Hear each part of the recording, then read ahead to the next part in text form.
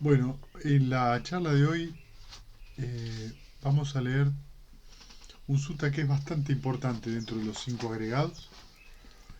En este caso vamos a leer un solo sutta, no como las anteriores charlas que leímos varios.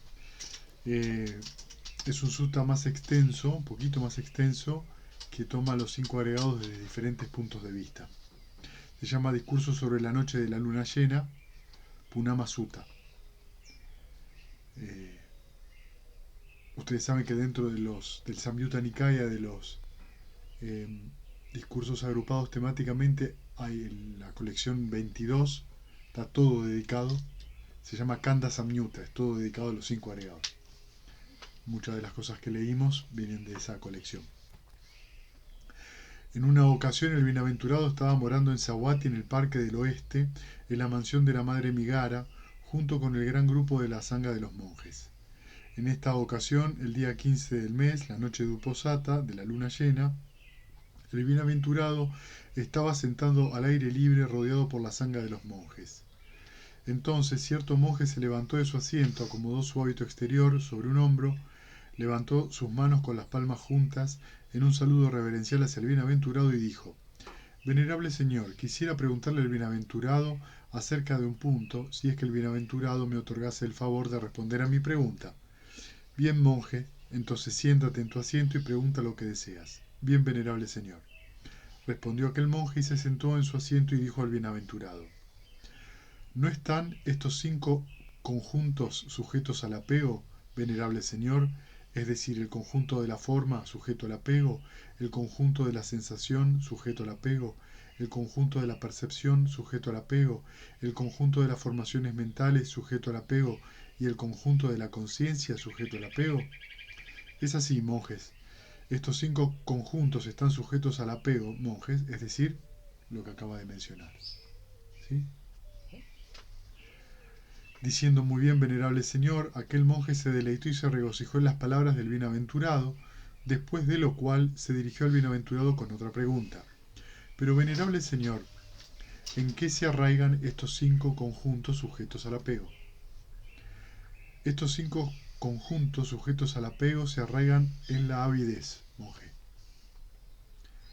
Venerable señor, ¿es aquel apego lo mismo que los cinco conjuntos sujetos al apego? ¿O el apego es algo diferente de los cinco conjuntos sujetos al apego? Es decir, ¿el apego y los cinco agregados son lo mismo o son diferentes? ¿O es diferente? Monjes, aquel apego no es lo mismo que los cinco agregados, pero tampoco el apego es diferente a los cinco agregados. Más bien, la avidez y la codicia por ellos es el apego aquí.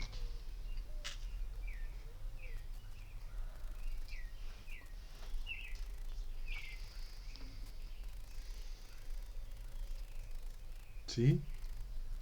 Entonces la avidez por cualquiera de estos cinco agregados es lo que se le llama el apego a los cinco agregados.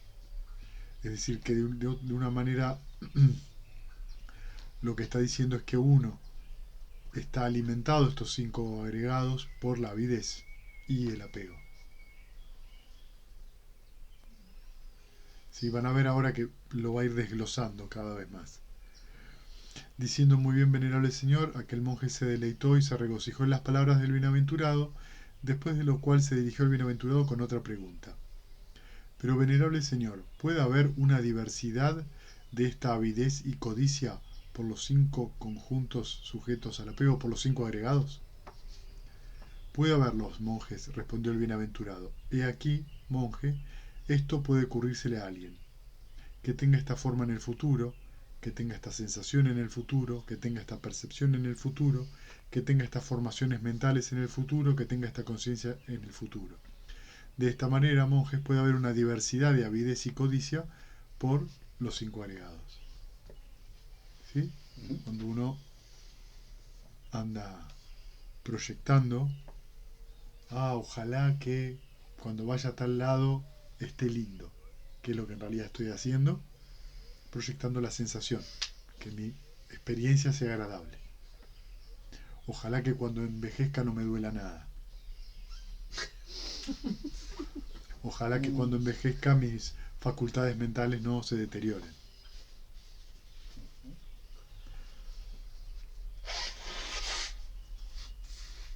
Muy bien, venerable señor. Aquel monje se deleitó y se regocijó en las palabras del bienaventurado, después de lo cual se dirigió al bienaventurado con otra pregunta. ¿De qué manera, venerable señor, la denominación conjuntos se aplica a los conjuntos? Conjuntos del apego, ¿vieron? De los conjuntos de los cúmulos del apego. ¿Por qué? Kanda, la palabra kanda en pali, que es pancha kanda, son los 5 cúmulos o conjuntos. Kanda es una palabra militar que significa batallón o grupo, ¿sí? Sí, esencialmente es como un batallón, un grupo de soldados. A eso se lo llama kanda. Entonces,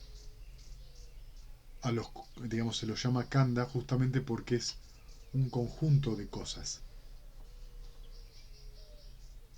El cuerpo no es una cosa, es un montón de procesos que le podés decir el conjunto de la forma. Las sensaciones son variadas, las percepciones también, las formaciones también, y la conciencia depende a qué responda. Entonces, cada cosa se le responde como conjunto porque hay diferentes formas de expresión de ese agregado. Cualquier clase de forma monje que haya, sea del pasado, futuro o presente, interna o externa, vulgar o sutil, inferior o superior, lejano o cercana, a esto se le llama el conjunto de la forma. Y lo mismo se aplica para la sensación, percepción, formación mental y conciencia. Es decir, puede ser inferior, superior, lejano o cercana, burda o sutil, pasado, presente, futuro, interna o externa, etc. ¿Sí? Así que tiene diferentes presentaciones o manifestaciones. ¿Sí? Diciendo muy bien, venerable señor, aquel monje se deleitó y se regocijó en las palabras del bienaventurado, después de lo cual se dirigió al bienaventurado con otra pregunta. Escuchen esta pregunta porque es muy buena. ¿Y cuál es la causa y cuál la condición, venerable señor, para que se manifieste el conjunto de la forma? ¿Cuál es la causa, cuál es la condición para que se manifieste el conjunto de la sensación? ¿Cuál es la causa y la condición para que se manifieste el conjunto de la percepción, el conjunto de las formaciones mentales y el conjunto de la conciencia? Entonces el Buda dice, los 4 grandes elementos, monjes, es la condición para que se manifieste el conjunto de la forma. ¿Sí? Es decir, las 4 formas de la materia. Sólido, líquido, calórico y gaseoso. ¿Sí? ¿Cuál es la condición para que se manifieste el conjunto de la sensación? ¿Cuál es la condición de la sensación? Contacto. ¿Sí? O sea, si no hay contacto, no hay vedana, no hay sensación, no hay experiencia. Yo tengo que tener contacto para que surja la experiencia. ¿Sí? Sí. Bien. ¿Cuál es la condición para que se manifieste la percepción? Los sentidos. Cerca. Sensación. El contacto también. Claro. ¿Cuál es la condición para las formaciones mentales?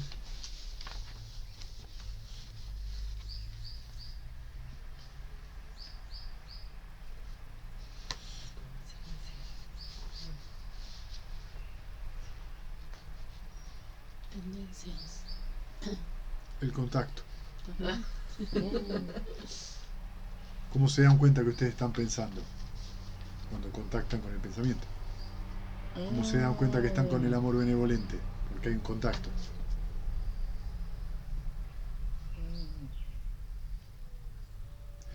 ¿Cuál es la condición para el conjunto de la conciencia?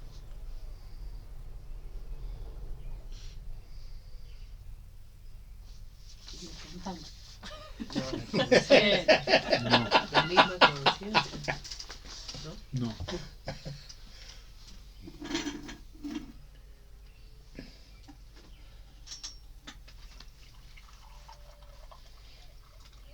estuvimos hablando estos días. ¿Cómo está? ¿Puede repetir la pregunta? ¿Cuál es la condición, la causa, para que se manifieste el conjunto de la conciencia? Y los 5 agregados, hacer todo lo otro. No te puedo decir que no. Pero, Es mentalidad, materialidad. Ah, la marupa. ¿Sí? Nombre y forma. Entonces acá vemos lo intrincado de todo esto, la cantidad de relaciones que puede haber. ¿Sí? ¿Qué es mentalidad, materialidad? La materialidad son los 4 elementos. ¿Sí? Y la mentalidad es sensación, percepción, intención, contacto y atención. Es una intención y atención. Y contacto. Entonces a través de nombre y forma surge la conciencia. Hay un ojo, hay una forma, surge la conciencia visual. ¿Sí? Eso es con los 5 sentidos. Pero a su vez también hay una conciencia mental. Hay una mente y un objeto mental. Surge la conciencia mental. Entonces necesitamos de la mentalidad y la materialidad para que surja la conciencia. Entonces si ustedes agrupan mentalidad, materialidad a conciencia, tienen 5 agregados.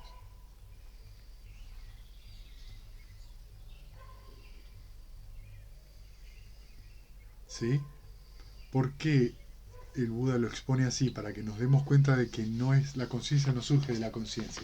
Claro, del cosmos. No es independiente. Nada es independiente.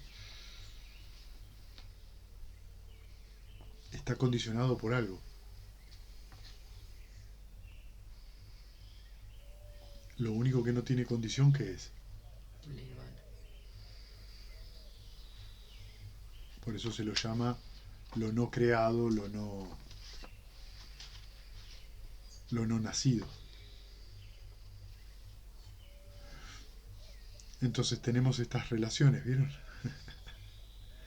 Y fíjense que si empezamos a ver, vamos a ver también acá mezclados los eslabones del origen dependiente. Entre medio. ¿Sí? Venerable Señor, ¿y cómo llega a surgir el punto de vista sobre la existencia de la identidad? Está buena la pregunta, ¿no? He aquí, monjes, un no instruido mundano, que no se fija en los nobles, no es hábil ni disciplinado en su dama, que no se fija en las personas superiores, no es hábil ni disciplinado en su dama, considera la forma como si fuera uno mismo, considera o uno mismo como si tuviera la forma, o como si la forma estuviera en uno, o como si uno estuviera en la forma. Estas eran las 20 maneras, ¿se acuerdan que les comenté el primer día? Bueno, ahora el Buda las enuncia. O la sensación, ¿sí? Como si uno considera la sensación como si fuera uno mismo, o como uno mismo tuviera la sensación, o como si la sensación estuviera en uno, o uno en la sensación. Y así con todos los agregados. Sí, es decir, que lo que está diciendo es que una persona mundana, no instruida, tiene algún tipo de identificación con alguno de estos agregados o con todos. ¿Sí? Y entonces viene la existencia, a raíz de esta identificación, surge la idea de identidad. Yo soy este cuerpo, yo soy lo que siento, yo soy lo que pienso, etcétera, etcétera. Pienso, luego existo. ¿Sí? Claro.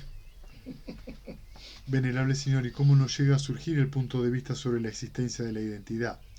He aquí, monjes, el instruido noble discípulo que se fija en los nobles, es hábil y disciplinado en su dama, se fija en las personas superiores, es hábil y disciplinado en su dama, no considera la forma como si fuera uno, ni uno mismo como si poseyera la forma, ni como si la forma estuviera en uno, ni como si uno estuviera en la forma. Y lo mismo con los otros agregados, es decir, no se identifica con ninguno de estos procesos llamados agregados. ¿Sí? Simplemente lo ve como lo que es. No hay 5 agregados ideales. Objetivos. ¿Sí? Reales. Reales. Bueno, y ahora fíjense esta pregunta que es muy interesante. ¿Y qué es, venerable Señor, la gratificación, el peligro y el escape en el caso de la forma, en el caso de la sensación, en el caso de la percepción, en el caso de las formaciones mentales y en el caso de la conciencia. Lo que le está preguntando es, ¿qué es la gratificación en cada uno de los agregados? ¿Cuál es el peligro en cada uno de los agregados? ¿Y cuál es el escape de esos 5 agregados? Entonces, el placer y la alegría, monjes, que surgen en dependencia de la forma, la sensación, la percepción o las formaciones mentales o la conciencia, esa es la gratificación en la forma. ¿Sí? Cuando yo me deleito en cualquiera de los agregados. ¿Sí? Y me quedo con eso deseándolo una y otra vez. Entonces, la mente tiende a eso y los agregados tienen combustible para continuar. Que nos retrotrae a la primera pregunta. La avidez es lo que alimenta este proceso de los 5 agregados. La segunda pregunta es ¿cuál es el peligro? ¿No? En el caso de los 5 agregados. Que la forma, la sensación, la percepción, las formaciones y la conciencia no sean permanentes ni satisfactorias y que sean cambiantes, ese es el peligro de la forma. Entonces, ¿por qué lo llamo un peligro? Porque te desilusiona.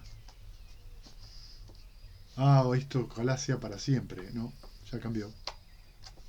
La forma, la sensación, cualquiera de los 5 agregados cambia. Y ese es el peligro. Cuando uno coloca su deseo en eso, su gratificación, y eso cambia. ¿Qué es lo que hay inmediatamente? Sufrimiento. Exacto, O sufrimiento. sea, es la fuente del sufrimiento. Exacto. Entonces por eso es peligroso. Porque es cambiante. ¿Sí? O sea que impermanencia y sufrimiento, si en realidad ahí la palabra dukkha, Pero es peligroso para quién. para el que está apegado a eso.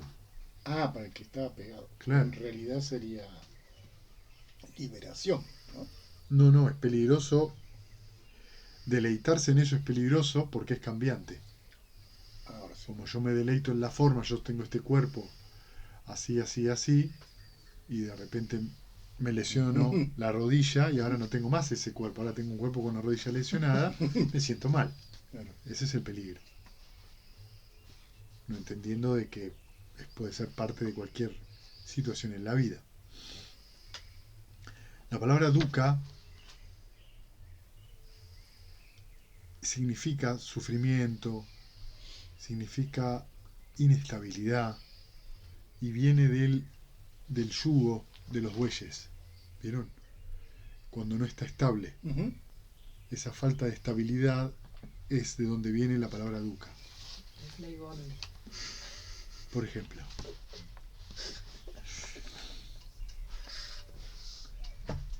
Entonces, sufrimiento e impermanencia también significa impermanencia, dukkha. ¿Sí? Porque es algo inestable. Algo inestable es algo que cambia. Lo cual, cuando las condiciones son negativas, es liberador. Totalmente. ¿Por qué está bueno? Porque cuando entonces vos tenés un obstáculo, un estado mental malsano, no te preocupes, se va a ir cuando las condiciones cambien. Tenemos uno bueno también. ¿Qué? Cuando tenemos uno positivo también. Claro, por eso el noble esfuerzo. Claro. ¿Sí? Por eso hay un noble esfuerzo y también hay un esfuerzo erróneo. O sea, el óctuple noble sendero, que es el recto sendero, también hay un sendero que no es recto. ¿Sí? Que también está en los suttas. Que es todo lo contrario, es decir, hacer un esfuerzo para llevar la mente a un estado malsano. ¿Sí? Entonces tengo un estado malsano y entonces en vez de abandonar el estado malsano lo cultivo. Uh-huh. Eso es un esfuerzo erróneo.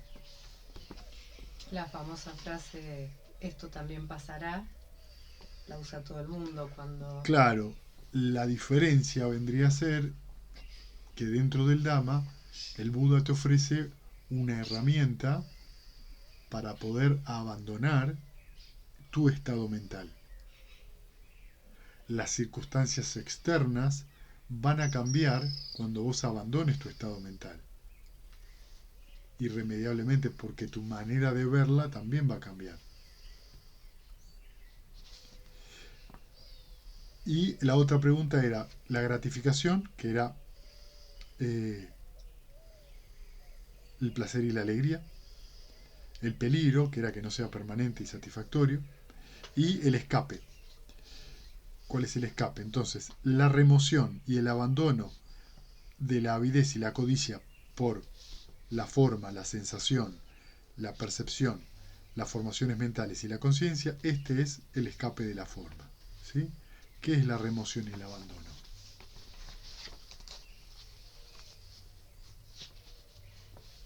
El esfuerzo. Las 6 R's. Sí.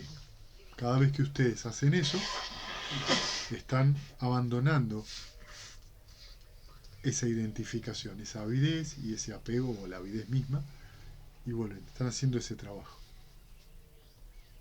Entonces, cuando lo hacen en un retiro, imagínense la cantidad de veces que lo hacen.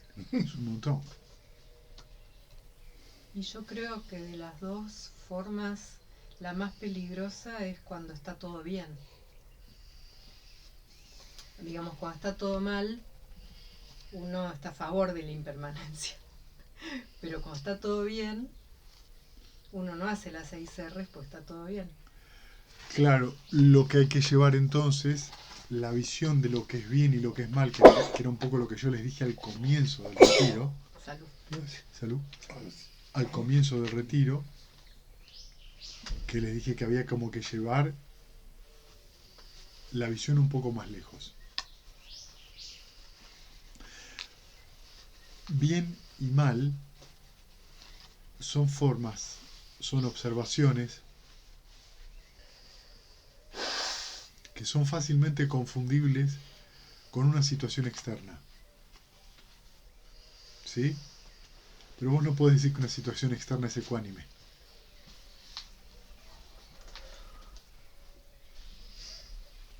Nómbreme una situación ecuánime.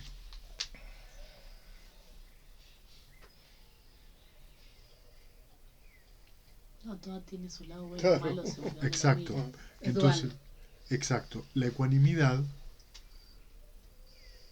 es un estado de la mente en el cual puede aceptar esa dualidad sin aferrarse ni a lo bueno ni a lo malo. Entonces, frente a ese comentario que vos hiciste de que cuando está todo bien, eso es porque uno lo ve desde ese punto de vista, de lo que está pasando afuera. Ah, nos está yendo bien económicamente, ah, tengo un momento de mucha armonía con mi pareja, ah, con mis hijos me estoy llevando bien, y todo eso es una visión bastante romántica del asunto. No es que no esté pasando, pero lo que está fuera de ese comentario es cómo tengo yo la mente cuando estoy vivenciando eso. ¿Estoy atento a lo que está pasando en la mente? Entonces, cuando algo cambia, se pudre todo. Claro. Es el sutta de la viuda que el Buda habla. ¿Se acuerdan de esa historia? Y pierde todo.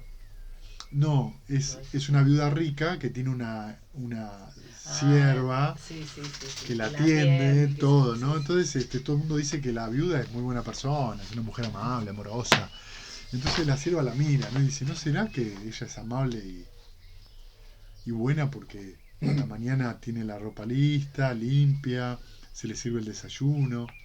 Y si mañana despertara un poco más tarde, entonces se queda, no se levanta. Y la mujer cuando se despierta ve que no tiene el desayuno, y entonces, viste, toca la campanita. ¿Qué pasa que no está el desayuno? Ya la mira, ¿no? Ah, me quedé dormida, bueno, que no vuelva a pasar. Bueno, y entonces la viste, todo eso, y dice, ah, y si mañana fuera más tarde todavía, entonces no solo se olvida del desayuno, sino que no le tiene la ropa limpia. Y se empieza a enojar. Y al tercer día la agarra a palazos. Esto viene a colación de una pregunta que le hace, creo que es un brahmina al Buda, que le pregunta, ¿cómo vos podés saber el estado de entrenamiento que tiene un monje? Entonces el Buda le da este ejemplo, que en realidad, se ve cuán entrenada está la mente de la persona ante una situación difícil. Ahí es donde se prueba la ecuanimidad, que no tiene nada que ver con la indiferencia o con la negación de lo que siento, ¿sí? Por eso no se puede imponer, no, a mí no me pasa nada.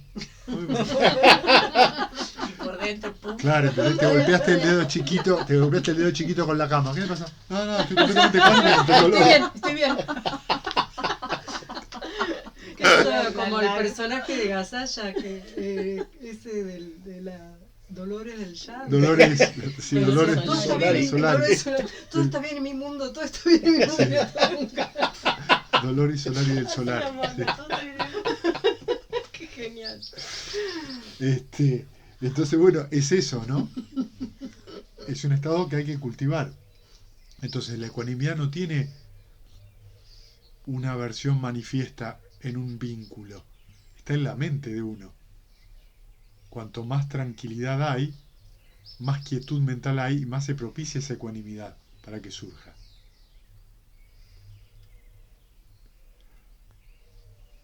Siempre,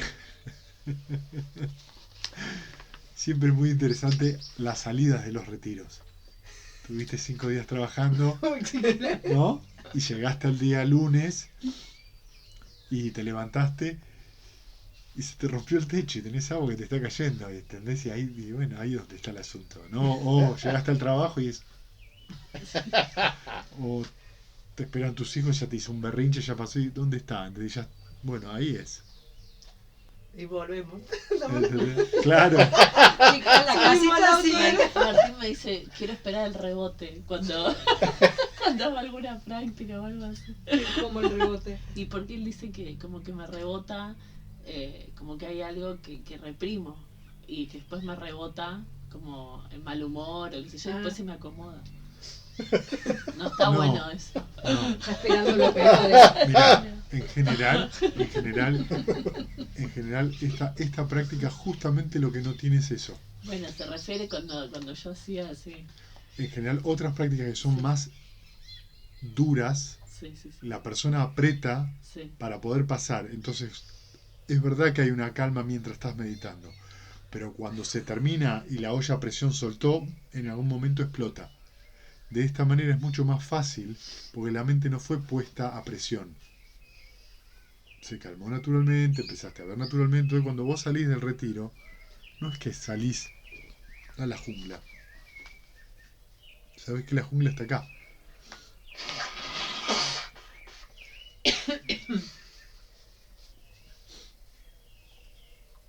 Bien. Diciendo muy bien, venerable señor, aquel monje se deleitó y se regocijó en las palabras del bienaventurado, después de lo cual se dirigió al bienaventurado con otra pregunta. Venerable, miren esta pregunta que es re importante. Venerable señor, ¿cómo uno debería conocer, cómo ver, de manera tal que los conceptos yo haciendo o lo mío haciendo en relación a este cuerpo, con la conciencia y en relación a todos los signos externos, como también a las tendencias subyacentes hacia la presunción de un yo, no vuelvan más a ocurrir? ¿Qué vas a hacer? No tengo suerte. ¿Sí? Entonces, vino la pregunta es cómo uno debería conocer y ver de manera tal que estos conceptos yo hago, esto es mío, en relación al cuerpo con la conciencia y en relación a todos los signos externos, todo lo que veo afuera, como también las tendencias subyacentes de la mente hacia la presunción de un yo soy, no vuelvan más a ocurrir. En cuanto a cualquier clase de forma, cualquier clase de sensación, cualquier clase de percepción, cualquier clase de formación mental y cualquier clase de conciencia, sea esta pasado, futuro o presente, interna o externa, vulgar o sutil, inferior o superior, lejana o cercana, uno mira a cada uno de estos agregados como tal como realmente son, con la correcta sabiduría de esta manera. Este no es mío, este no soy yo, este no es mi ser.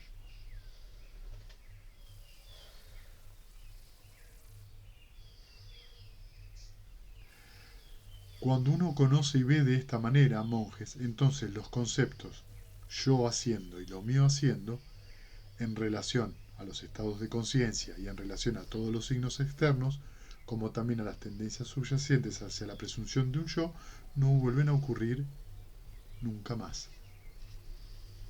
¿Sí? Entonces, nosotros tenemos 5 agregados. ¿Sí? Los animales también tienen 5 agregados. Las plantas no. ¿Sí? Los fantasmas también. Los seres sí tienen. Pero son Un cuerpo como- sutil. claro. Los seres infernales también. Los devas también. Todos los brahmas también. Y los seres inmateriales tienen 4, no tienen cuerpo. O sea que toda la existencia está sujeta a los agregados. Es decir, que es la manifestación, en gran parte, de un karma pasado. ¿Sí? ¿Y los animales tienen esa identificación como nosotros? Mucho más, Ajá. mucho más.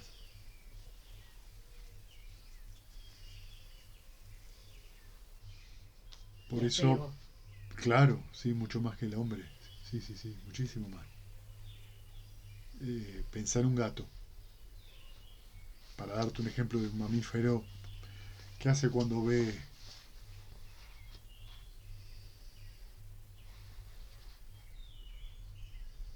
una cucaracha,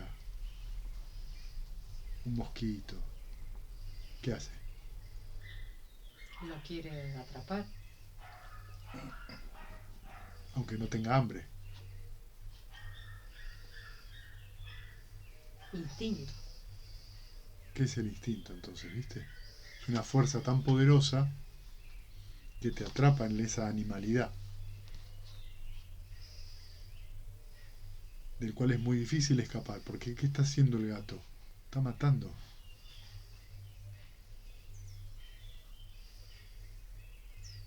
O incluso cuando vas a acariciar lo que hace la mano así. Claro, pero bueno, ponele que haya un Defensa. instinto de preservación ahí, ¿no? Pero, y que no te mata en este caso, ¿no? Pero es muy importante darnos cuenta de eso. Un animal mata, puede matar muchas veces. Y eso es lastimar con intención a un ser vivo, quitarle la vida. Imagínense lo que pasa en la mente. Por eso el reino animal no es tan fácil de escaparse del reino animal. No deseen renacer como animales.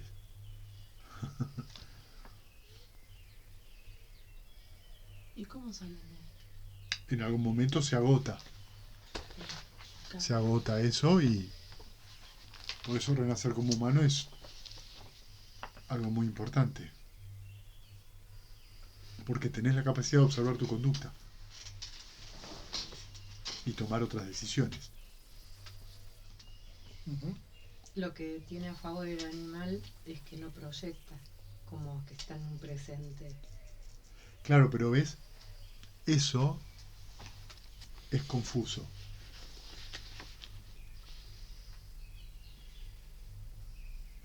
Y yo creo que cuando se utiliza la parábola de un animal para enseñar, lo que se trata, cuando se quiere mostrar eso, es que no hay segundas intenciones en el animal, o que la mente del animal está aquí ahora porque no tiene esa capacidad intelectual. Sin embargo, la capacidad intelectual no nos transforma en personas inferiores al animal, todo lo contrario. Por eso el Buda no anda en 4 patas, anda en 2. Voy a decir la proyección como alimento de la existencia. Claro. Pero la conducta que tiene, debido a esos instintos, son las intenciones que tiene. Entonces hay que tener cuidado cuando hablamos del presente, ¿qué estamos diciendo? Porque el presente puede ser terrible.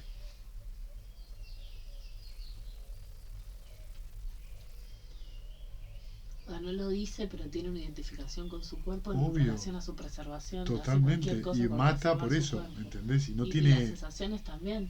Totalmente. Hacerle caricias a un animal y te persigue hasta Totalmente. Y el instinto de reproducción y la obsesión por la comida, aunque no, muchas veces los animales domésticos comen y ves animales gordos. Es culpa del dueño.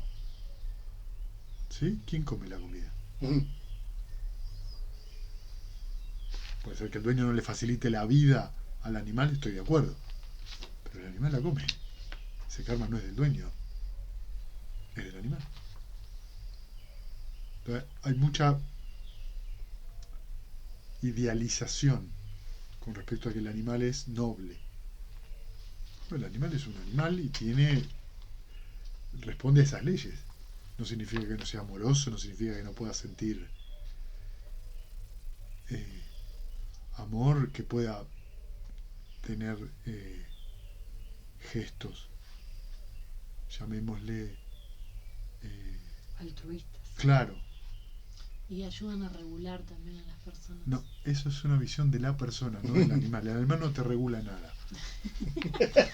Eso es romántico. ¿Entendés? El animal no te regula nada, es tu conexión. Cuando vos te conectás al animal, ¿qué crees que te pasa? Te estás abriendo vos a lo que sentís. El animal, como vos tenés una idea de que es bueno, te abrís. Entonces por eso el animal, en su inocencia, te abrís, pero no te estás dando cuenta que lo estás haciendo vos. Decís, es el animal. Bueno, te pongo una serpiente. ¿Cómo es caninoterapia, güey? Claro. No significa que, pero es eso, ¿entendés? Lo que está pasando en ese momento, la persona se da el permiso para sentir algo agradable. Y lo mismo que con los niños, Claro, que también están idealizados. exactamente. Entonces el niño vive en el presente y es un sabio. No, lamentablemente no. Porque si no se quedaría niño. Si fuera un sabio, se quedaría niño. Con esa plenitud con la que hace todo. Pero hay algo que no es así. Un sabio no deja de ser un sabio. Entonces, en esta ocasión, en la mente de cierto monje surgió la siguiente reflexión. Bien, pues, siendo así, parece que la forma no es uno mismo, la sensación no es uno mismo, la percepción no es uno mismo, las formaciones mentales no es uno mismo, ni la conciencia es uno mismo. Entonces, ¿cómo van a ser efectuadas las acciones por algo que no es afectado por uno mismo? Pará, porque esta pregunta es una pregunta muy común. ¿Sí? Entonces, siendo que yo no soy la forma, ni la sensación, ni la percepción, ni ninguno de los agregados, ¿cómo van a ser efectuadas las acciones por algo que no es afectado por uno mismo? La inteligencia artificial. En otras palabras, ¿quién hace entonces? Claro. ¿Sí? Es La pregunta del del millón. En este momento, el bienaventurado, conociendo con su propia mente la reflexión de la mente de aquel monje, se dirigió a los monjes de esta manera. ¿Es posible, monjes, que algún hombre necio, obtuso e ignorante, con su mente dominada por el ansia, piense que puede aprovecharse de la enseñanza del maestro de esta manera? Parece que la forma, y repite, ¿no? Ahora bien, monjes, vosotros habéis sido entrenados por mí a través del interrogatorio, aquí y allí, en relación a diversas enseñanzas. ¿Qué les parece, monjes? ¿La forma es permanente o transitoria? Transitorio. ¿La sensación es permanente o transitoria? Transitorio. ¿La percepción es permanente o transitoria? Transitorio. ¿Las formaciones mentales son permanentes o transitorias? Transitorio. ¿La conciencia es permanente o transitoria? Transitorio. ¿Y lo que es transitorio es insatisfacción o felicidad? Insatisfacción. Aquello que es transitorio, insatisfactorio y cambiante, ¿puede ser considerado de esta manera? ¿Esto es mío? ¿Esto soy yo? ¿Esto es mi ser? No. Pero ¿por qué le hace ese cuestionamiento si eso ya estaba en la enseñanza que le dio? Porque es un hombre obtuso e ignorante. ¿El monje? Claro, pasaba eso. Pero así nomás se la manda. Pero eso le dice el Buda al monje. Por eso. Sí. Así nomás lo trata al monje. Claro, Ah. sí. Para. Ese era como el peor insulto que te podía decir el Buda. Viendo de esta manera, monjes, el instruido noble discípulo experimenta el desencanto, o el desengaño, o la desilusión, hacia la forma, hacia la sensación, hacia la percepción, hacia las formaciones mentales y hacia la conciencia. Experimentando ese desencanto llega a ser desapasionado. A través del desapasionamiento es liberado. Con esta liberación llega el siguiente conocimiento. Esta es la liberación. Y él entiende así: el nacimiento está destruido, la vida santa ha sido vivida, lo que había que hacer ha sido realizado, y he aquí no hay más futuros estados de existencia. Que el monje ha planteado dos acerca de los conjuntos, si son lo mismo, qué puede ser, su designación y su causa; dos acerca de la identidad, sobre gratificación y sobre este cuerpo con la conciencia. Esto final es un poema que está muy mal traducido. Sí, estaba raro. No se los voy a explicar, voy a volver a la Pregunta. pregunta anterior, ¿sí? Entonces, vieron que hace este cuestionamiento el Buda. Los agregados, ¿son permanentes o transitorios? Transitorios. Lo que es transitorio es satisfactorio o insatisfactorio. Insatisfactorio. Y lo que es transitorio, insatisfactorio y cambiante, ¿podemos ser considerados esto es mío, esto es mi yo, este soy yo? No. Lo que hace que esto vaya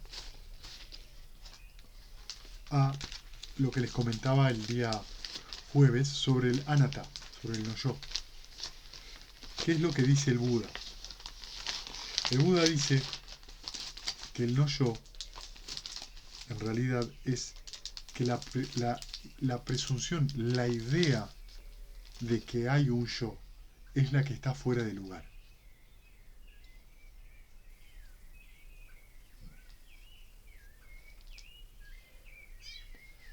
Entonces, vieron que...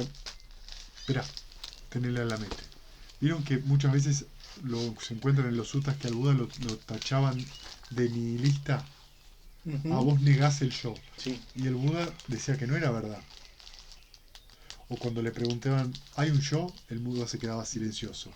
No hay un yo, el Buda se queda silencioso. Hay y no hay un yo, el Buda se queda silencioso. Ni hay ni no hay un yo y el Buda se queda silencioso. ¿Qué significa esto? ¿Por qué el Buda no responde? Porque si hay un yo, sí, hay un yo, pero no es verdad que hay un yo porque hay cambio constante. Entonces, ¿dónde podría estar ese yo? ¿A qué le estaríamos llamando? Si los 5 agregados son cambiantes, ¿cuál es el yo? ¿El de la sensación o el del cuerpo? ¿O el de la percepción? ¿El que era el de ayer o el de hoy? Si el Buda decía no hay un yo, ¿cuál es la siguiente pregunta? ¿Quién hace? ¿Quién Exacto, si no hay, ¿qué hay? O sea que la pregunta no hay un yo involucra que si vos me decís que no hay, yo te tengo que decir, bueno, pero algo hay. Claro, ahí entra la esencia. O sea que tanto si yo te pregunto si hay como si no hay, en realidad es lo mismo. Algo hay. Tiene que haber un agente actuante.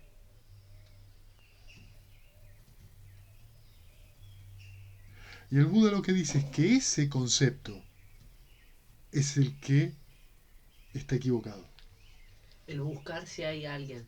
Ese es el concepto.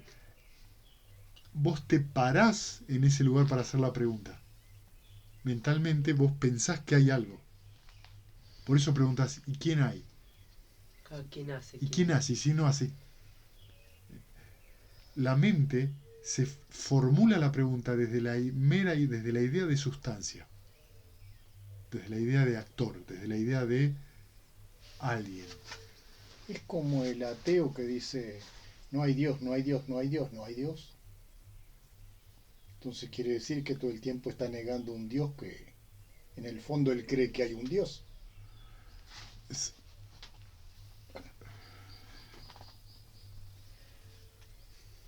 No es lo mismo. No es lo mismo. Digamos, eso tiene un contexto, pero lo que vos me estás diciendo, pero no es lo mismo. Piensen por un momento estas dos preguntas. ¿Hay yo? No. Si no hay yo, ¿qué hay? ¿Por qué la mente reacciona así?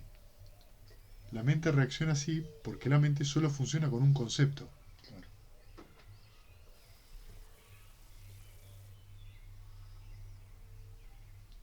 ¿Y el concepto qué es?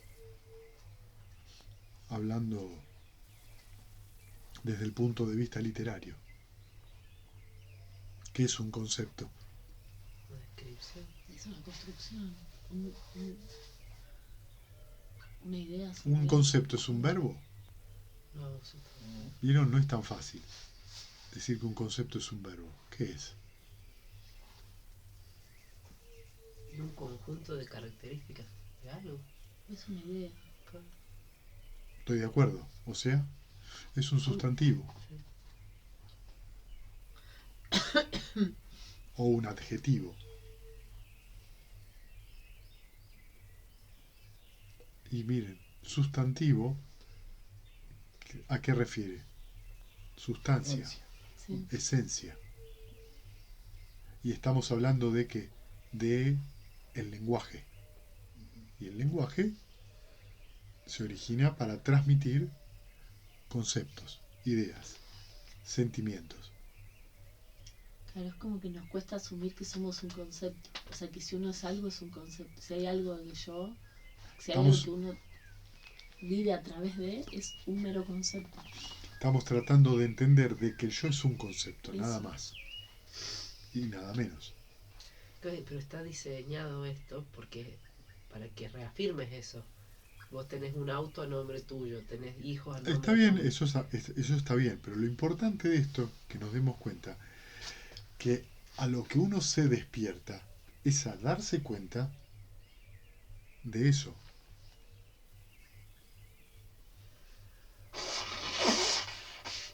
Cuando se experimenta el nirvana, la entrada en la corriente, lo que vos te das cuenta es que la identidad es solo un pensamiento. Es solo un concepto, ¿entendés? Nada más. Y también nos relacionamos de concepto a concepto. Claro. O sea, cada uno se ve a sí mismo y los demás son hologramas. Eso es todo muy... No sé, yo veo a Claudia de una forma distinta a la de Martín, distinta a la de Male, distinto, o sea, como que cada uno hace una construcción distinta. Exacto. Personifica o cosifica al otro. ¿Sí? Sí, Bien. Muy bien. Y tenemos consensos.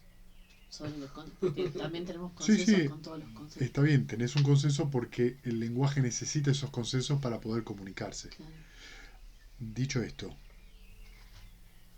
a lo que vos te despertás es que simplemente es eso. Lo que hace que, tomando tu ejemplo, Claudia sea de una manera con la hija y de otra manera con el marido. Y de otra manera con los amigos. que de hecho lo es. Todos Porque las nosotros. condiciones son diferentes. Claro. Como esposa es bárbara, como madre no. Como madre es bárbara, como esposa no. Qué sé yo. Pero lo único que está pasando ahí es que hay una cosificación de algo. ¿Entienden? Entonces cuando yo digo yo soy bueno, generoso, enojón, apasionado, estoy nombrando un montón de cosas a mansalva, como si fueran independientes, como si yo fuera eso, dejando de lado el ver directamente, que es en qué condiciones surge en mi mente el enojo, en qué condiciones surge la generosidad, en qué condiciones surge el apasionamiento, ¿entendés? Todo eso tiene condiciones en la mente que hacen surgir esas características, pero son condiciones momentáneas, insatisfactorias, cambiantes. Entonces, volviendo a esto que estábamos hablando antes, no es que hay una Claudia, una Leticia o un Juan objetivos. Yo voy a descubrir al verdadero Juan. No voy a descubrir al verdadero Juan. Lo que voy a observar es que la mente de Juan va cambiando, depende de las condiciones, y se van manifestando distintos aspectos. Distintos Juanes.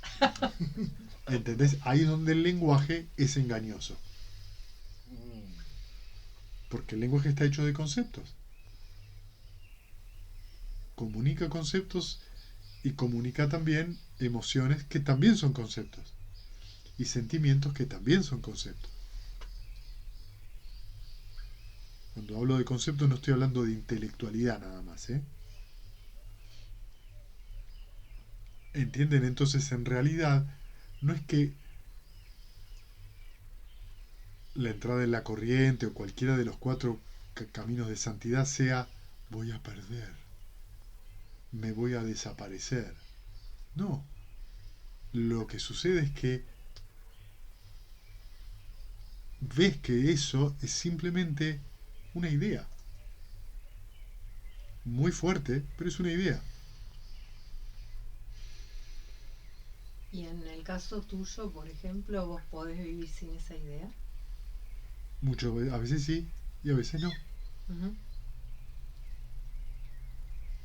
Pero a ustedes también les pasa. Cuando ustedes se sienten livianos, si ustedes sienten que la mente está abierta y hay una sensación de mucha claridad mental. En ese momento la mente no están viéndose ustedes mismos. Yo soy así. Excepto que se forme el pensamiento. Como pasó en un retiro, que una vez vino una practicante y me dijo, entendí. Contame. Sí, estuve meditando, pasó esto, estuve en el cuarto yana, entendí que no me tengo que identificar, es así. Soy luz. Soy pura luz. ¿Entendés? No me dijo eso, pero entendí, los tengo que dejar ir. Y te digo, bueno, mañana contame, le digo. Al otro día, me quiero ir. Lo que soy que sea, me quiero ir. Me quiero ir. ¿Cómo? Pero no habías entendido. ¿Qué pasó? Tuvo unas meditaciones muy livianas donde en realidad esa idea se empezó a desvanecer, por eso hay sensación de soltura. ¿Qué fue después? En algún momento surgió un nuevo traje. Yo ya lo tengo claro. Ya está. Ya se cristalizó de vuelta. Entonces se volvió frágil. Se cristaliza, se lo explicó, y esa fragilidad al otro día, ay, no sé, la mente no me para. Pero no era que ya habías entendido.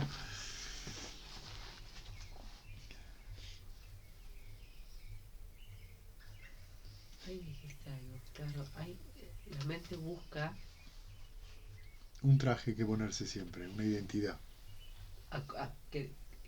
mejor, peor, bueno, malo. No importa cuál. Son todos conceptos, son todas ideas, no realidades. ¿Por qué busca un traje? Porque es la manera que tiene de funcionar la mente. ¿Por seguridad o por favor? Es la manera que tiene de funcionar. Se va a poner un traje. Y lo que uno tiene que observar es que cuando se puso un traje, hay que dejarlo ir. Entonces, cuando ustedes están con el amor benevolente no es más que un recordatorio de dónde tener la mente, porque ese sentimiento que es muy saludable les permite desarrollar la mente, desarrollar la atención. No es para que se identifiquen con el amor benevolente. La vida no es amor benevolente. Sí, no soy. ¿Se entiende? Simplemente es un recordatorio de que la mente tiene que estar atenta. ¿Qué es atenta? Recordar que la mente se mueve de un objeto a otro. Esa atención hace que no le crea ningún traje, ni siquiera el amor benevolente, sino que el amor benevolente es una manera de ayudarte a cultivarla. Con respecto a esto de la atención, no sé si me iré de tema. ¿No? En el mindfulness o en el zen, o lo que yo tengo entendido. No es lo mismo igual, mindfulness que el zen. Claro, bueno, lo que está más como en boga ahora es que la atención plena es estar consciente de lo que está pasando en este momento sensorialmente. Sí. Entonces, bueno, que si estoy cocinando, Sí. que si me estoy bañando, o sea, como... Sí. Eso no sería el mismo concepto. Eso es una parte de la atención plena. Y está tomado del Satipatthana Sutta. Claro. Pero el Satipatthana Sutta también dice que el practicante tiene que estar atento si en la mente hay lujuria, tiene que darse cuenta que hay lujuria. Si en la mente hay tranquilidad, tiene que darse cuenta que hay tranquilidad. Si hay un estado de llana, darse cuenta. O sea, tiene que darse cuenta de que también, y eso también es parte del presente. Claro. Entonces vos tenés un montón de gente muy concentrada cocinando con esta cara. ¿Y estás atento? De verdad, estás cortando todo chiquitito, todo muy preciso. Pero ¿y la mente que tenés? ¿Cuál es tu estado mental? No lo sé. Bueno, Entonces ahí, ¿cómo sería la práctica? Estar cocinando la verdura con presencia o cortando y al mismo tiempo observando el estado de la mente. claro, vas a ver que la mente se va a mover del estado mental a lo que estás haciendo. Se va a mover. Porque aun cuando yo estoy así, también se mueve. No es verdad que yo estoy solo cortando. Por ahí viene algún pensamiento. Entonces se va moviendo la mente. ¿Qué es atención plena? Recordar que la mente se mueve. O sea que atención plena es un proceso que supervisa eso.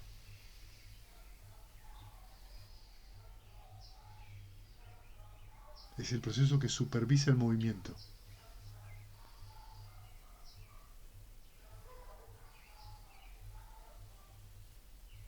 De hecho, en el Anguttara Nikaya, los números 9, hay un sutta donde el supervisor de la mente es esa atención plena, es lo que observa el movimiento. Pero esa observación no va a estar si la mente no está en un estado sano. Es muy difícil enojado observar algo.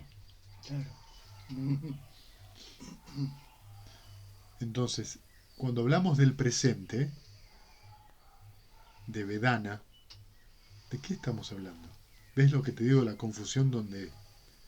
Entonces se utiliza por ahí una anécdota, un cuento de un animal, el tigre agazapado, dispuesto a cazar, solamente tiene la presa y no hay nada que lo distraiga. ¿Y cuál es el estado mental del tigre?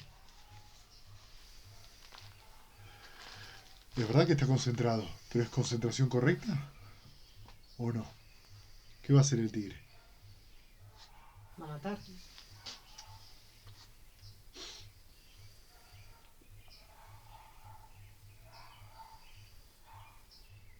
Un francotirador también.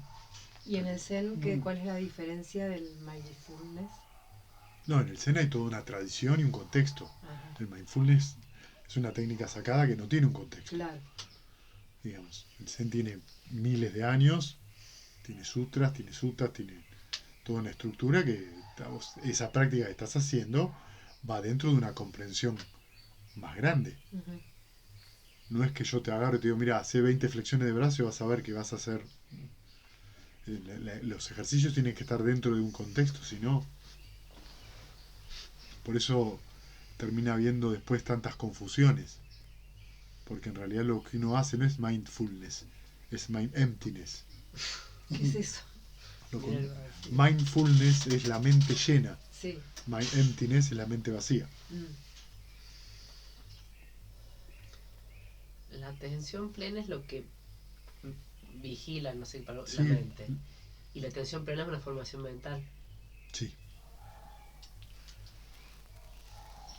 Que solo se da cuando la mente está en un estado sano. Sí. Claro. No puede haber atención plena cuando hay identificación. Pero cuando vos Sí, estás sí, enojado, no podés ver. yo me doy cuenta, ¿entendés? Que estoy mal. Yo me doy cuenta. No, ¿En serio? ¿Y por qué seguís mal? ¿Se ríen por qué? Porque No, porque yo no hago nada. yo me doy cuenta que... No, te das cuenta. Si te das cuenta que estás mal, tenés que inmediatamente a esa atención que reconoces que estás con un estado mental negativo, ya tenés que hacer el noble esfuerzo. ¿Qué estás haciendo? Me parece que a veces requiere varios, ¿no? Está bien, estamos de acuerdo. Bueno, Pero entonces trabaja para eso. sí. ¿Entendés? Lo ves, pero tenés... En Occidente, el sabio es el que más sufre. ¿Por qué? ¿Y nunca la escuchaste eso? No. Que sufre y crece. ¿Entendés? El sabio sufre porque sabe. budismo es todo lo contrario, el que es sabio es el que no sufre. Está asociada a la sabiduría al sufrimiento. Hay una confusión. Si la sabiduría no te trae alivio, no es sabiduría. Es sufrimiento, ¿entendés? O sea, comiste jabón, pero vos crees que es queso. No, me gusta jabón. Yo siempre lo vi al sabio como feliz, con ese signo de Claro, redondo, pero sí. te vas a dar cuenta de que eso es muy común. En la filosofía sobre todo.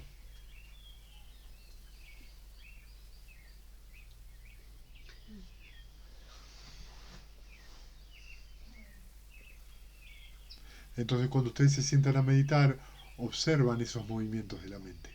Tienen la intención de ir al amor benevolente o al Brahma Vihara que estén practicando, y cuando la mente se mueve, la atención es lo que observa ese movimiento. Claro, no hay, es otra formación mental que observas. Por la atención es donde se cuela la conciencia. Reconozco que me estoy distrayendo.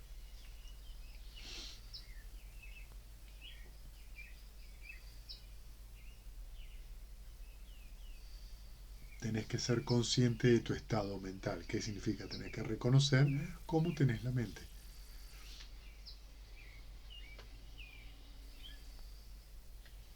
Uno se alivia cuando escucha estas cosas. Da mucho alivio, Claro, pero a los 10 minutos estamos como la practicante de... a los 10 minutos nos olvidamos. Sí. Estamos bien, estamos bien. Te dije que estoy bien. O la empleada se levantó tarde Tarde. y ya. ¿Entendés?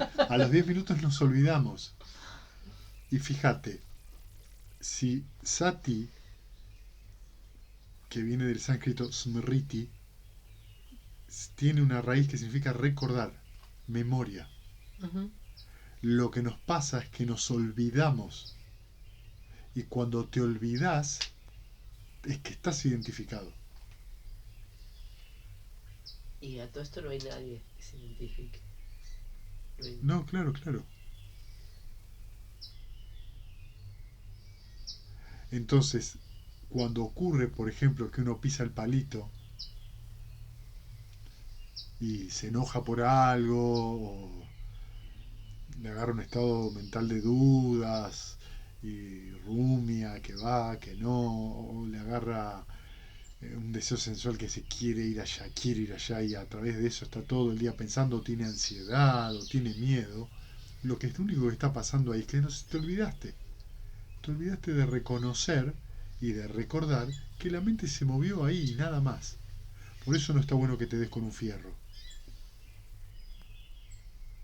Me pasó esto, sigo haciendo lo mismo. No, no es lo mismo. El reproche hacia uno mismo es porque hay una creencia de que yo debería. No, tenés una acción. Esa acción no fue sana, reconocela, recordá, presta atención. No te pegues, porque el pegarse no tiene sentido, ya pasó. Lo Pero refuerza. claro, pero si hay una creencia de que a mí no me va a pasar, ¿viste? Ya a mí. Ay, no. Ahí El ya. tema acá, el moco, es el yo. ¿Entendés? Ya ahí, claro. Fue muy cordobés eso. Justo y preciso. Bueno, pero es que si no tuviera Claro. eso, es como listo. Pero bueno. Es así. Es una síntesis. Pero además es esperable que uno se tenga que exponer muchas veces y repetir, porque es toda una vida de vivir desde esa identificación completa. Sí, es verdad que son muchas veces que uno va a tener que insistir. Cuán largo sea eso, no lo sabemos. Pero sí es verdad que uno va a tener que repetir mucho. Sí, es verdad que uno tiene que insistir y perseverar. A mí me sorprendió un montón. Tenemos un amigo que partió hace poco, compañero de SACEN, de allá de Agua de Oro. Y él tenía muchos trajes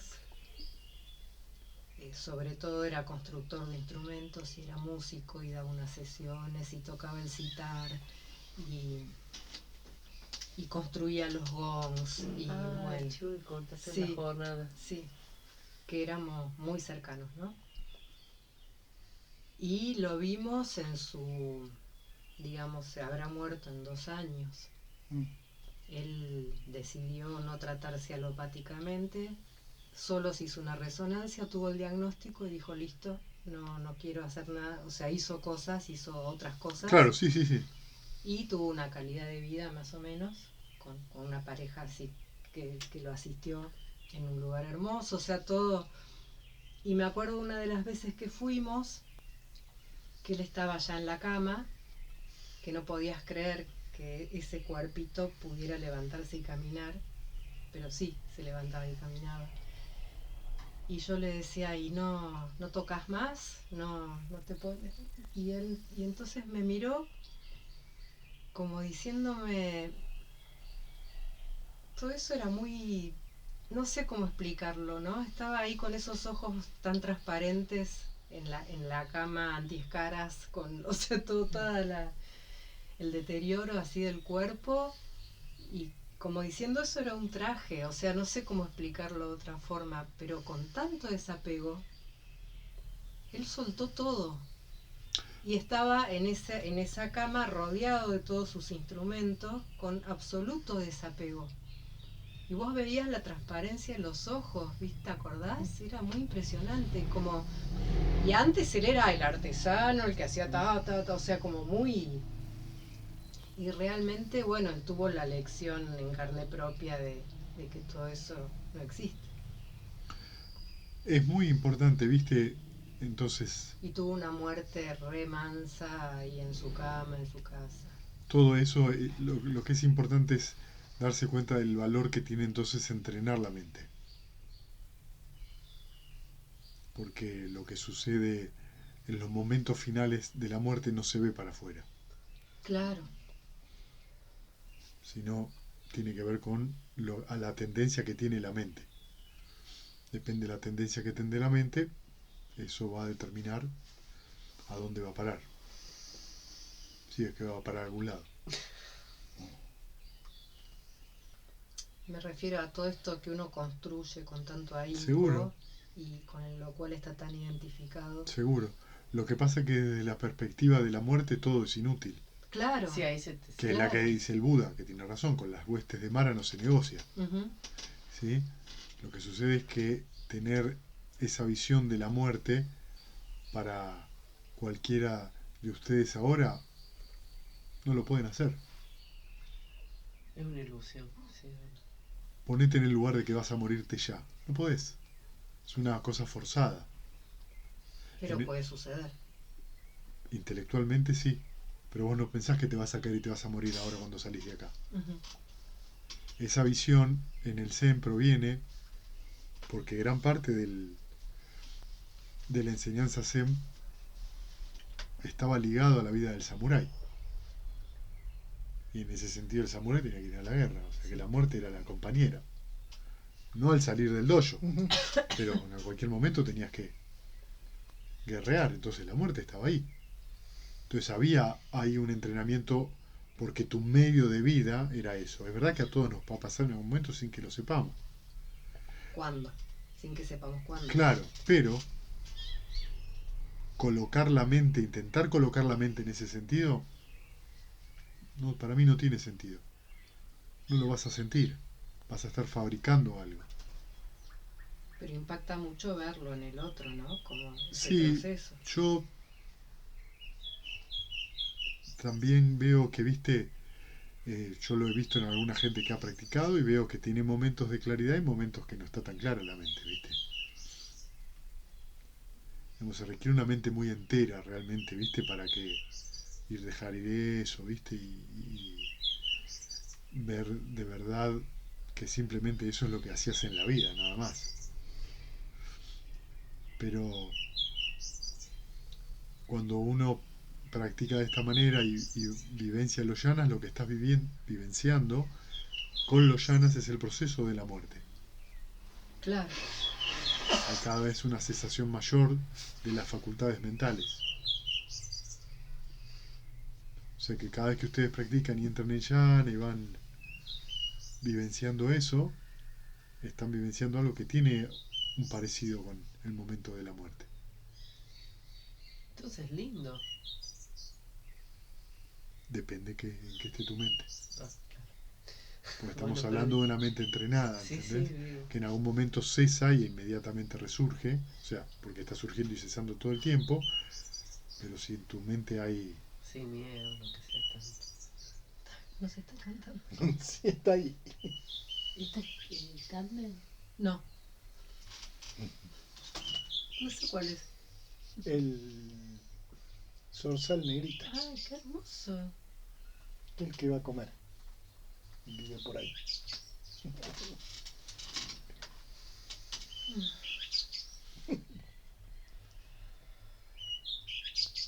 Le gustó el sutta. Le gustó el sutta.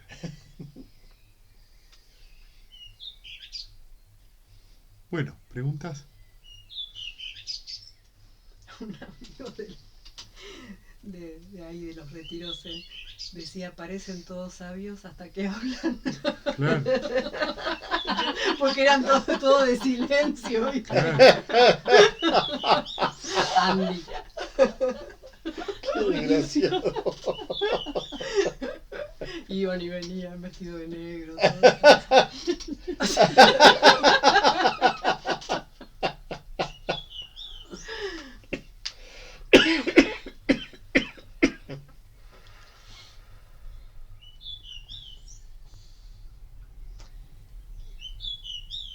Esta idea que uno tiene de etapas donde uno está más volcado a las prácticas internas o donde uno está más volcado al mundo, no sé qué, es toda una fantasía. No, podés tener esos momentos.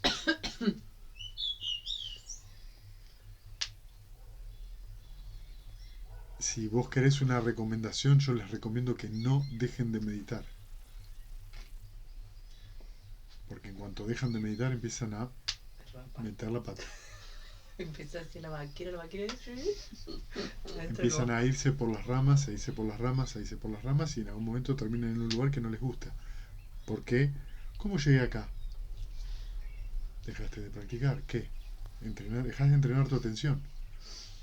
Si vos entrenas tu atención diariamente sentándote a meditar, te resulta más fácil el día. ¿Por qué me resulta más fácil? Porque estás atento a qué. ¿Cómo tengo la mente? No te olvides que ese es el ingrediente principal para tener una vida de bienestar.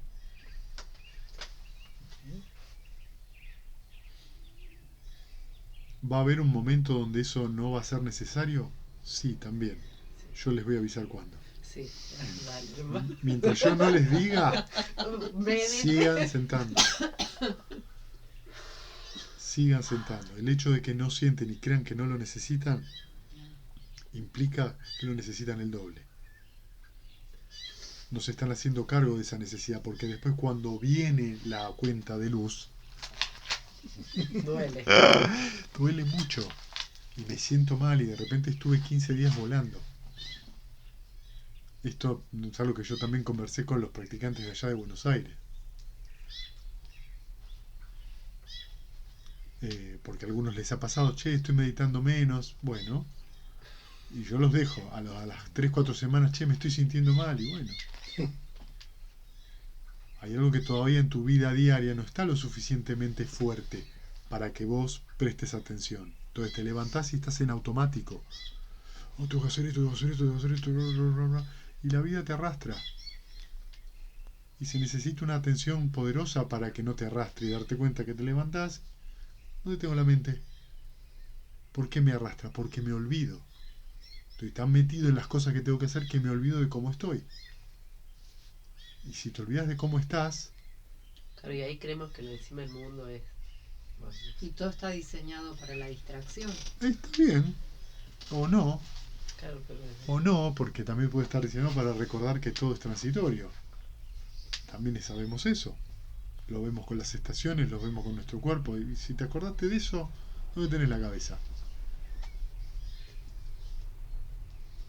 Entonces no está bueno dejar de sentar asiduamente. Es re importante. Y una sentada de 1 hora por día es un montón de práctica.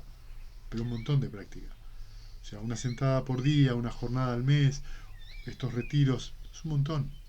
Mueven muchas cosas. Pero en cuanto vos dejás de practicar, empieza de vuelta el tema. Empezó a confundirme. Porque todavía no hay suficiente atención para ver la mente en las actividades diarias.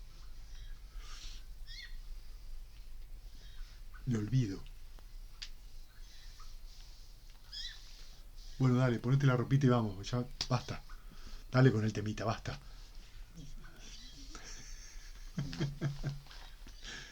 Y suma eso con tu hija, suma a las 2, 3 horas con un alumno, un intercambio que viene, que no, a las 2 horas discutiste con alguien o hablaste con tu marido del tema del problema que tenemos con el agua o el tema de la pérdida de la gotera, a la tarde que hay que ir a hacer un tema de trámites y llegaste a la noche, tenés la cabeza así. Porque nunca hubo reconozco y abandono. Y en el medio el WhatsApp. Bueno, ni hablar, ahora con los teléfonos es mucho más porque el trabajo es constante. La dependencia del afuera es constante. Pero ahí hay depositado en el afuera algo. Claro que sí. Porque si no, no derraparíamos. Claro que sí. O un deber, o una satisfacción, Sí, o sí, seguro. un cumplir. Hay algo puesto, porque si no Seguro. sería como bueno, cuando termino atiendo. Seguro. Atiendo o hago. Seguro. O no, podés responder. Pero ¿cómo estás ahí?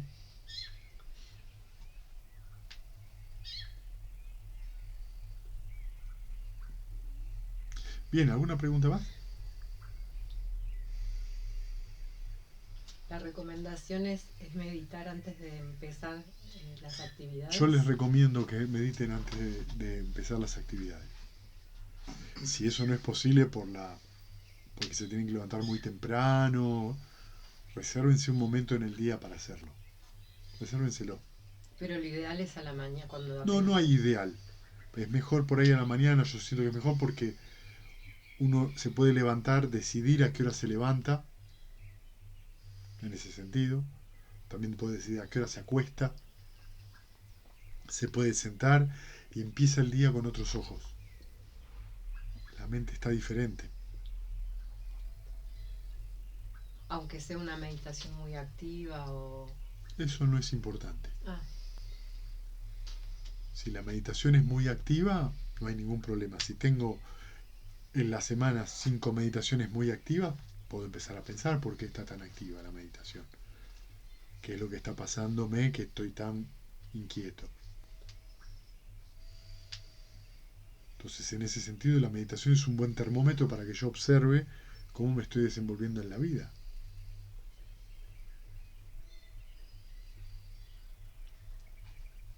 ¿Qué es lo que hace que esté tan preocupado? La prisa o la preocupación es identificación. Sí, claro. yo creo que la preocupación está re justificada en el sentido de que la existencia es súper frágil. Como... Frágil es una opinión. que la condición de la existencia es muy vulnerable. Vulnerable es una opinión. Oh, No describe nada en sí mismo eso. No que dice nada. que estamos adentro de un cuerpo, que sabemos que se va a morir, No sabemos que se va a morir. ¿no? Creemos que sabemos que se va a morir. Porque si sabemos que se va a morir, ¿por qué sufrís? ¿Por qué temés? Porque no lo sabés. Claro, pues tenés miedo que te falte, que no alcance, que no se cosa, que ¿viste? tenés miedo Tenés miedo. a sufrir, a que te salga mal, a que te... No, porque cuando tenés miedo estás sufriendo. Entonces miedo al sufrimiento no tenés. Estás sufriendo. Si tenés miedo, estás sufriendo. No tenés miedo al sufrimiento. Si estás sufriendo. Pero no te das cuenta de esta sufrimiento. Exactamente. A lo que vos crees que es un sufrimiento Exactamente. Entonces, Claro, eso es. exactamente. Tener miedo a un sufrimiento posible. entonces se confunde miedo con atención o miedo con conciencia. Hay que tomar conciencia. Con ese rostro, imagínate que lo único que tenés es miedo. No tenés mucha conciencia de lo que pasa. Puede ser que estemos tan identificados con el cuerpo que tenemos miedo al sufrimiento corporal. Al dolor. Es que el dolor corporal es una cosa que no, eventualmente no tiene solución. El sufrimiento mental es posible erradicarlo, el dolor físico no. Cuando duele, duele. Puede haber que vos, al no identificarte mentalmente, o sea, no sufras por ese dolor baje.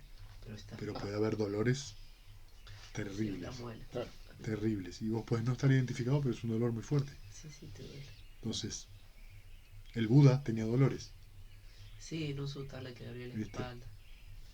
Y es que este plano es así. Exactamente, Mitad tiene esa placer, regla. mitad dolor. Ajá. Lo que puede ser es que uno no sufra por ese dolor.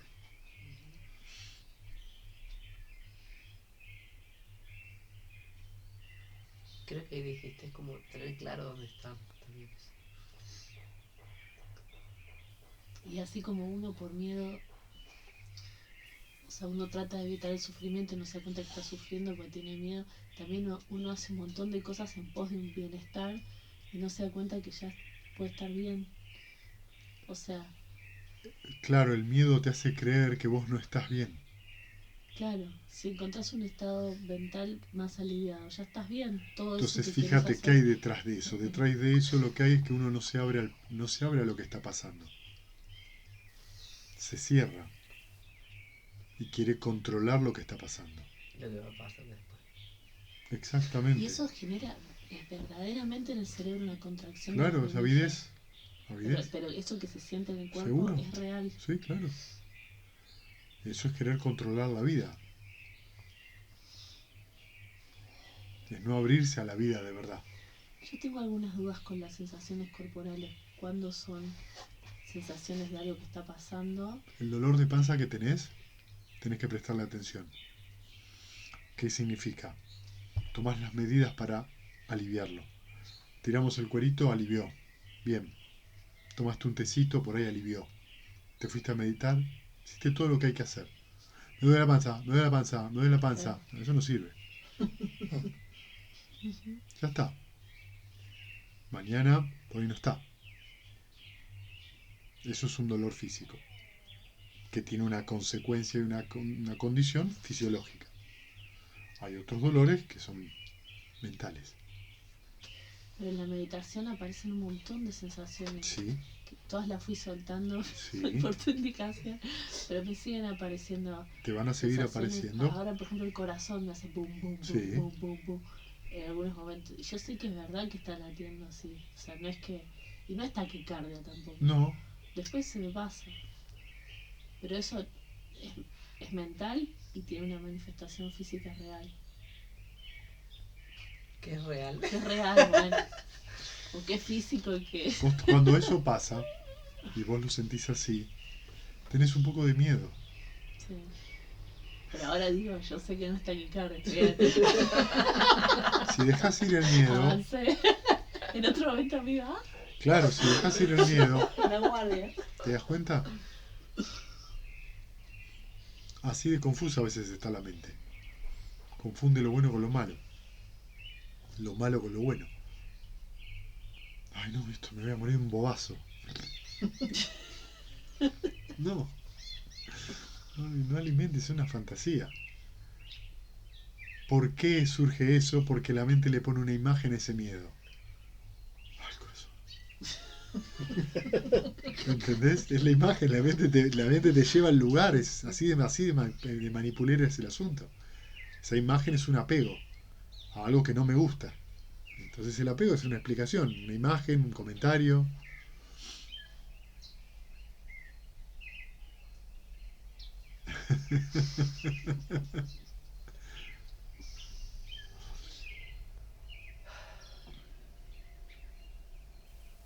Mira, ¿una pregunta más?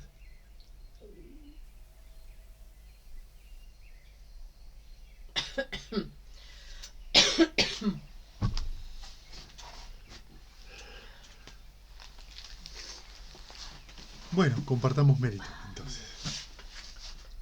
Que los que sufren sean libres de sufrimiento y los aterrorizados intrépidos sean. Que los afligidos se despojen de todo dolor y que todos los seres encuentren alivio. Que todos los seres compartan este mérito que así hemos adquirido para el logro de todo tipo de felicidad. Que los seres que habitan el espacio y la tierra, devas y nagas de gran poder, compartan este mérito nuestro y que por mucho tiempo protejan la dispensación del Buda. Sadhu, sadhu, sadhu. Bueno.